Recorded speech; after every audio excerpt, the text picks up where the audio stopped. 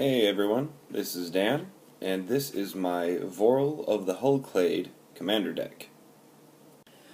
So we've started off with Vorel here. He doubles the number of counters on artifacts, creatures, or lands. Haven't found a big use for the land part, but the artifact and creature part is pretty much what this deck goes around. We start off with a bunch of forests and islands. Nothing fancy about those. I'm working on getting fancier lands. I have plenty of Zendikar ones. I should probably make them all Zendikar. Okay, now we get into islands. Oh, this deck's got a lot of basics. There we go. Once we're done with those, and we get into the lands that make both blue and green, Simic Growth Chamber is pretty easy, Double Land, Hinterland Harbor, and Simic Guildgate, and Flooded Grove. Other lands are pretty handy. Oran Reef the Vastwood, giving me counters, which I can then double. Reliquary Tower, which, in case I have lots of card draw, which you'll see later with this pile off. Land War Reborn, also good for putting counters on things. Also fun because this is the one land where I can double the number of counters on it. Okina, mostly in there just for random pumps, and because it doesn't come into play tapped. Norwegian, also a good way to put counters on creatures. Alchemist Refuge, really handy if you haven't gotten a way to do flash yet and you really want to put something in play right away. Halmar Depths, if you're playing a blue deck in Commander or in pretty much any format that isn't really fast, Halmar Depths is pretty much a must-have because it allows you to top. It's pretty handy. Now we get on to the creatures, starting off at the low converted mana cost and going up. We're going to start off with Gyre Sage, which is probably one of my favorite cards in the deck, mostly because I always talk with a piratey accent whenever I say Gyre Sage, yar. Makes a ton of mana. I think the most I've ever had on him is 15 counters. Makes you a big target once he gets that high. Feral Hydra, good mana sink once you've got a lot of mana on, say, your Gyre Sage. Primordial Hydra, another great mana sink, also automatically doubles his own counters. So, if you end up putting more counters on him, that's pretty handy. Coiling Oracle, just really good to have in a blue-green deck. You really can't go wrong with a blocker that either draws you a card or mana ramps you. Vigian Graph Mage, really handy because if you have a counter on your Vorel from, say, grafting, then you just untap him and keep doubling.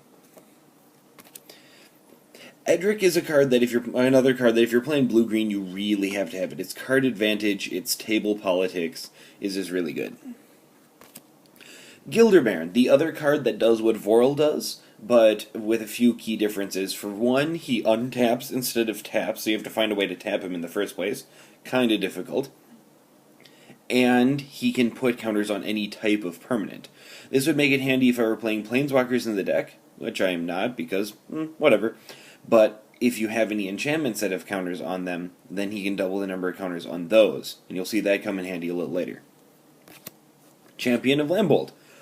Puts counters on itself and pretty much is a kill card. It's pretty handy. Plaxcaster Frogling. Every deck needs to have a frog in it. It's the rules. It also gives your +1/+1 creatures Shroud, which is really snazzy for avoiding kill spells. Lorescale Quaddle, another card that just passively gets counters on it as the game goes on and can combo really well with other cards. Fertilid, this has been my biggest beat stick, if you can believe it, because nobody wants to kill it, and then all it takes is Fertilid plus Seedborn Muse and Vorel, and this guy will get up to about 1,000. Mystic Snake, another must-have in a blue-green deck, because it's a counterspell on a creature. That's all you need to know. Master Biomancer, pretty much exactly what this deck needs. Extra +1/+1 counters on anything you do, whether or not it's supposed to, and gives you free targets to put double counters on things. Crown Sarotak, it seems like a weak put in the deck, but you may notice that Fertilid doesn't have Trample, neither does Feral Hydra, and those guys get really big and are blocked by 1/1s. So this guy helps you get around that. Fathom Mage. Now here's a really cool thing that combos well with that with Vorel, is that you may not be able to evolve very much. Let's say you evolve once or twice, you got a couple cards out of it, now you just start doubling. And it doesn't say whenever you evolve, it says whenever a +1/+1 counter is placed on it.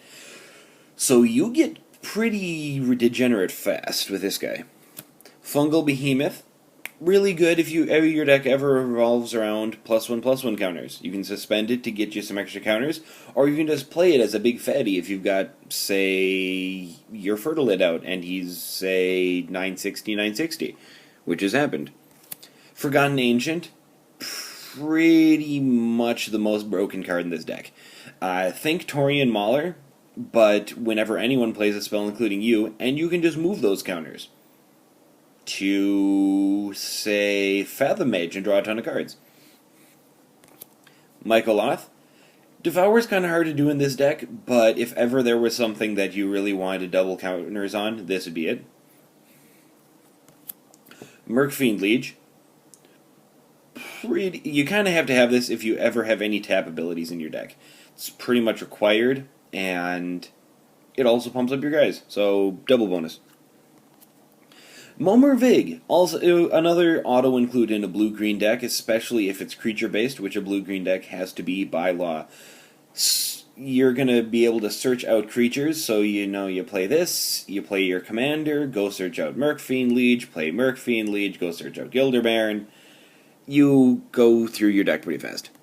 Seaborn Muse, because I'm playing green. Prime Speaker Zagana, because +1/+1 counters are awesome and card draw is awesome. Vigor, Italian Vigor, bonus points. More +1/+1 counters. Also creature protection. If you find a way to copy him, which my deck doesn't have, anyone who wants to make their own deck out there, if you copy him, neither one of your Vigors can take damage. So you can do whatever you want. Onto the artifact. Nope, not onto the artifacts. Onto the artifact creature. Triskelion. +1/+1 counters. Enough said. Spearmint Kraj. Again, if you're playing a blue-green deck, you probably are going to have a Kraj in there. Fun fact, if you get a +1/+1 counter on a Gilder Baron and a Vorel, you can pay 2 mana to tap him and double, and 3 mana to untap him and double. So 5 mana, as long as this guy Kraj has haste, or is out of summoning sickness, 5 mana quadruples the number of counters on something. Kinda busted. Now we're on to the artifacts. Orochi Hedgery. That's pretty much all you can say about it, because doubling the counters. Sigil of Distinction. More counter doubling. Everflowing Chalice. Holy High Hannah, having a lot of mana on this is useless if you don't have a mana sink. Chimeric Mass. A mana sink. Convenient. Illusionist Bracers. Because your commander has an activated ability on it, you must play Illusionist Bracers. Contagion Clasp. Proliferating all your counters. Yay. Rings of Brighthearth. More copying of activated abilities. This is going to be a theme. Evolution Vat. Kind of an interesting card, but it does say this creature gets pay for double the number of counters on it. So yeah. Magistrate Scepter. Fun fact, if you have this at 3 counters and you have your Vorel out, you can double the number of counters on it, then remove 3 counters to take another turn, and now you have infinite turns. This kind of pisses people off. Darksteel Reactor. It's indestructible, and with Vorel out, you win in about 4 or 5 turns. Seems cool. Lux Cannon. Again, if you have 3 counters on it, you get to destroy something every turn, because you can just double them with your Vorel. Contagion Engine. Also good Proliferate Engine. Also, this deck doesn't have a hell of a lot of removal, so Contagion Engine is pretty strong for that. Eternity Vessel. Now, I have not yet used this card to the crazy awesome extent that it can be, mostly because people like to murder me. But I am confident that I will get Eternity Vessel out and start doubling it pretty soon here. On to enchantments. I got a few in here. Not entirely sure how useful they're going to be, because enchantments can be doubled by Vorel, but we'll see. Favorite of the Overbeing, blue, green, vigilance, and flying. Not a big deal in this deck, but vigilance on your Feral Hydra is pretty cool. Archmage Ascension, another thing that can't be doubled by Vorel, but you are going to be doing a bit of card draw in here, and if you get out Gilder Baron, you can start doubling it that way. In a couple turns, you'll have it online, and then you win because you have to. Druid's Repository, another card that can't be doubled by Vorel, but can by Gilder Baron, and for what it does, it's good enough. Bred for the Hunt, in here because it's basically another card draw engine like Edric, but really only works for you and is going to work for pretty much everything in your deck. Leyline of Anticipation allows you to play things with Flash, because who doesn't like Flash? Move the camera up so you can see. Okay. Yeah, having Flash is pretty much a requirement. If you're playing blue, you've probably playing this card. Doubling Season. God damn, this card's expensive. You have to have it. Doubling the number of counters you put on stuff. That's music to my ears. Inexorable Tide, more Proliferate. Can't get enough. Asceticism. Giving your creatures Shroud is strong. Regenerating your creatures is strong, unless they play Wrath. Mind Unbound. Yet another enchantment that is not doubled by Vorel. But it's free card draw. And if you ever get out a Gilder Baron, you get nuts. Fable of Wolfenowl. Random tokens are always a good idea to have, because they mean that you live longer because you get blockers. Bonus fun if you get out a Doubling Season and this, then you get lots of tokens. Mana Affliction, because you're playing green. Yavimai's Embrace. This one's a little weird. It does cost 8 mana, so it's kind of hard to do. But taking a random huge dude and giving it trample so you can get over stuff, that's pretty cool. On to some instants, we got Biomass Mutation, another fantastic mana sink for that Everflowing Chalice and Gyre Sage that you end up getting. Also, since it's instant speed, it is good blocking shenanigans in case someone is swinging with, a really big creature. It's also good for swinging in with your tiny baby tokens from your Fable of Wolfenowl and then making them huge. Simic Charm. Hexproof is really the reason why you want to have this one, but bouncing creatures to their hand is also a good in a pinch. Fancy Schmancy Japanese dual deck counterspell. This card is apparently expensive because people like the art. Who knew? I totally have a Void Slime in the mail that says Void Slime. By the way, Void Slime, if you don't know what that does, is a counter-target spell or activated or triggered ability. Yeah, pretty handy to have, so I'm throwing that in here. I am totally getting one in the mail, I swear. Crows and Grip. I'm playing green, you gotta have it.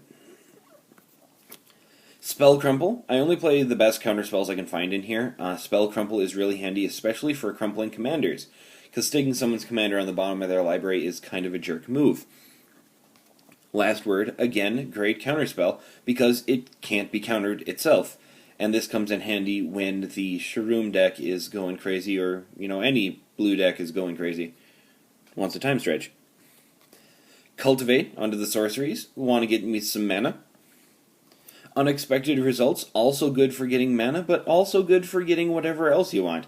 Downside to this deck, if you hit an X spell, you kind of waste your mana. But hey, you know what's coming next. X-Veg, good for getting lands. Tezzeret's Gambit, proliferates and draws you cards. There is no downside to this card. And last of all, Boundless Realms, because getting mana is pretty awesome. Alright, well that's my deck. I'm hoping to eventually show these off on CMDR, but until then, hope you like it. I'll be showing off more deck tech. I look forward to all my Planeswalkers. Bye-o.